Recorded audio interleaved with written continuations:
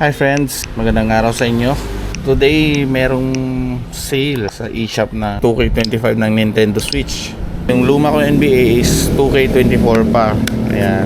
2K25, yung standard niya is $59, naging $11 na lang. All-Star Edition, $100 down to $33. Gusto ko lang is yung standard kasi unang-una mas mura. So ito lang siya sa peso. Almost 700 pesos lang. Bibihira lang yung araw na nagsisale sa Nintendo Switch. Purchase na natin to. Yung total niya is 12.35. So nabili ko na siya. So pwede na nating i-download. Ayan, nagda-download na siya. So right now, gawin natin.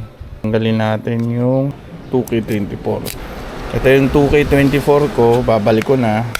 Keep ko na lang. Buburahin na natin to, itong NBA 2K24 para ma-download natin yung 2K25. So delete ko na. Bam. Hintayin lang natin matapos mga friends, no? Medyo malaki yung file, 3 hours mahigit. Mamaya pag na-download ko na, playable na siya, pakita ko sa inyo yung preview. Tapos na natin i-download yung NBA 2K25. Okay.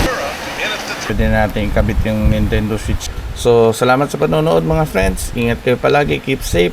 God bless.